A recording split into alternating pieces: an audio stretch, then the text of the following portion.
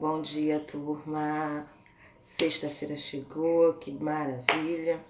Estamos aqui para mais a nossa aula e para começar um fim de semana com certeza abençoado aí. Segunda-feira é feriado, né?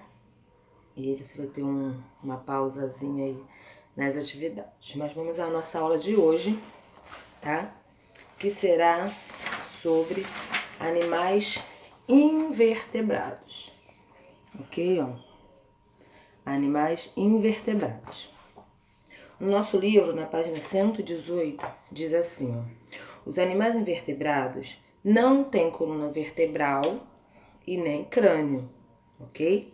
Ou seja, eles não possuem ossos, tá? Os animais invertebrados não possuem ossos.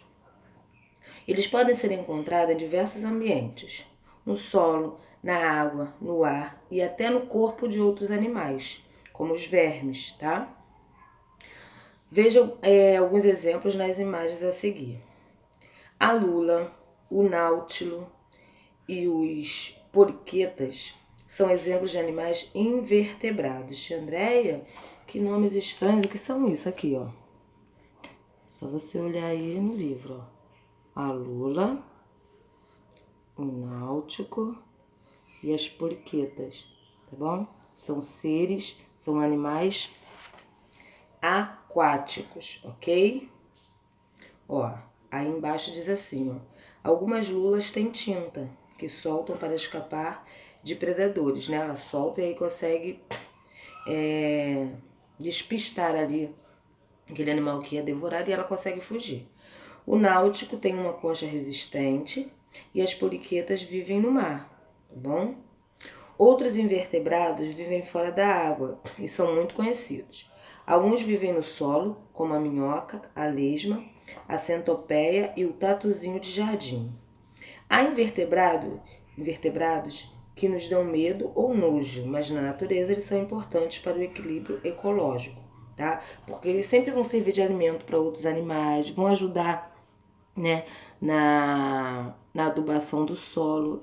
Aqui, ó, mais animais invertebrados, tá? Escorpião, piolho de cobra, se você não conseguir. Meu Deus, cobra tem piolho aí, ó. E o tatuzinho de jardim. É muito conhecido por sua capacidade de enrolar quando é amassado, ó.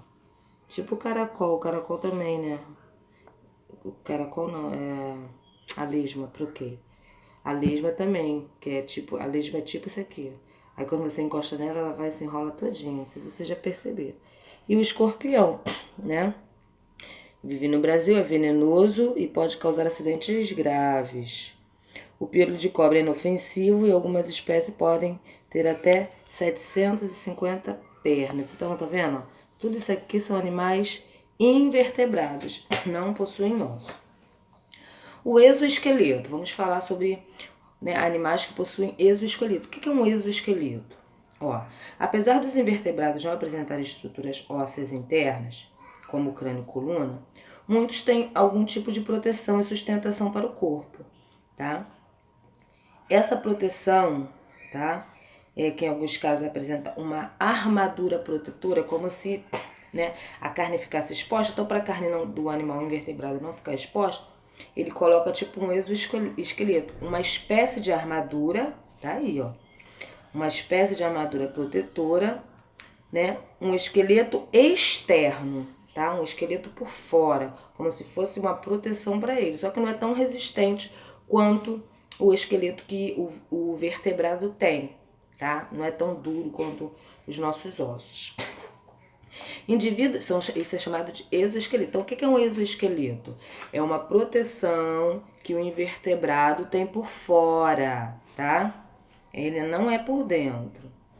Indivíduos marinhos como o caranguejo e a lagosta, e também invertebrados terrestres como a aranha e o escorpião, e os insetos, têm exoesqueleto. No entanto, o material de que é feito o exoesqueleto de cada grupo é diferenciado.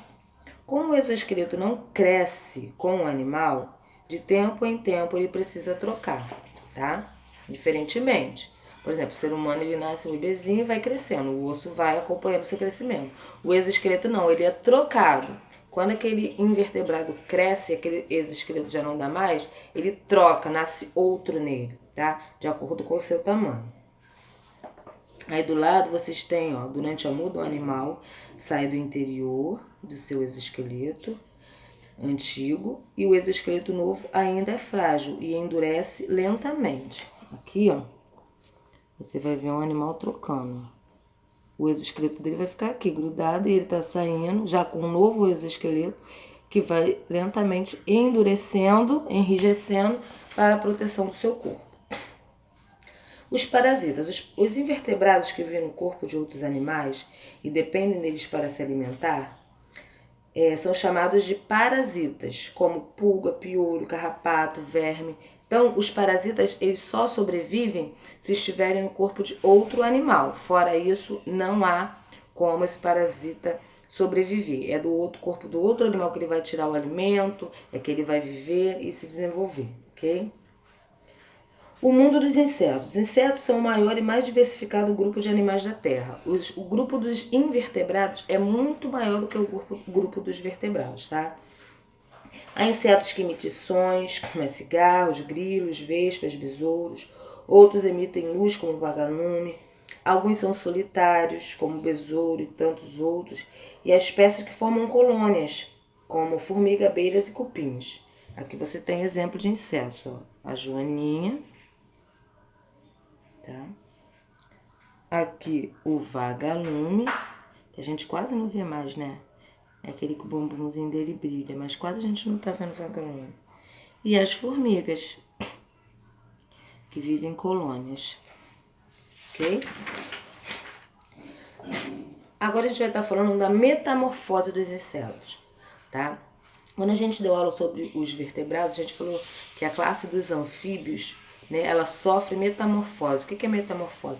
É a transformação que alguns animais sofrem, né, enquanto pequenos, ou vamos dizer assim, até atingir a fase adulta, tá? Então a metamorfose que alguns animais sofrem até atingir a fase adulta. Só quando chegar na fase adulta é que para a transformação. E é uma transformação completa, tá? É a transformação que alguns animais sofrem até atingir a fase adulta. Os insetos caracterizam-se por ter um par de antenas, ó, a característica dos insetos. Na cabeça, então ele tem antenas na cabeça, 3 pares de pernas no tórax, né? Alguns são voadores e têm asas, como a borboleta, abelha, mosca, joaninha e grilo. Outros insetos não têm asas e não voam, como a pulga e o piolho, tá bom? Muitos insetos são ovíparos e passam por metamorfose até se tornarem adultos, como a gente falou. Exemplos: borboleta, bicho da seda, mosquitos.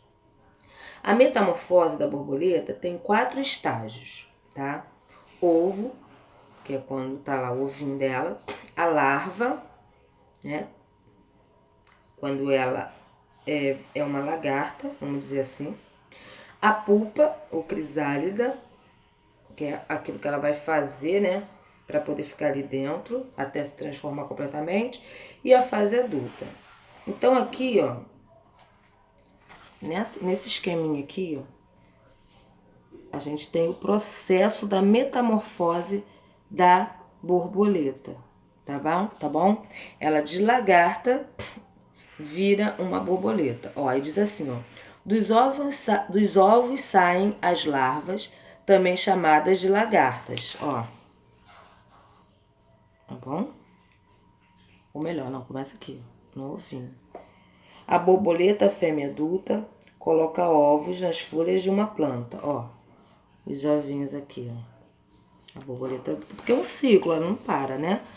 Então a gente vai pegar aqui do início, ó. A borboleta botou o ovinho, ela virou uma larva ou lagarta, como queiram, tá? Aí depois disso, depois de ter se alimentado bastante, né, vivido como lagarta por um tempo, a lagarta se envolve em um casulo e fica imóvel, ó. Ela fez o casulo dela, tá bom? Tá aqui dentro. Quando a borboleta está completamente formada, ela sai já adulta do casulo, ou crisálida, como vocês queiram. E virou essa linda borboleta. Olha a diferença, como ela era, para o que ela vira. Isso é metamorfose. Por isso que a gente diz, metamorfose é uma transformação completa, né? Totalmente diferenciada. Você, né? A gente nasce com um narizinho, com orelha, boca, e a gente cresce com o que a gente tem. A metamorfose não. Ela transforma totalmente o animal, né? De uma forma para outra, tá? Por isso a gente diz que é uma transformação radical. Na fase adulta, a borboleta voa e se reproduz, enquanto a lagarta come folhas. A borboleta se alimenta de substâncias líquidas, como o néctar das flores, o que é importante para a polinização das plantas. A gente falou sobre isso, né? Por quê? Quando o inseto ele pousa na flor ou em algum lugar que ele vai se alimentar, ele dali leva o pólen para outras flores e ali acontece a disseminação, né, das plantas e elas vão crescendo também em outros lugares. Isso se chama polinização. Então é isso, tá, gente? Aí vai vir a atividade aí para você na página 121 e 123, ok? E você vai estar copiando no caderno a página 122, que fala sobre o Aedes aegypti, que é um inseto, né? Que é um mosquito que transmite uma doença que é chamada de dengue, mas ele também pode transmitir a febre amarela, agora a zika, né? E existem alguns cuidados que a gente precisa ter, porque esse mosquitinho ainda está aí, né, no nosso ambiente e a gente precisa ter cuidado com ele, tá bom? Com esse invertebrado. Então essa foi a nossa aula de hoje, tá? Façam as atividades, as provas estão chegando, ok?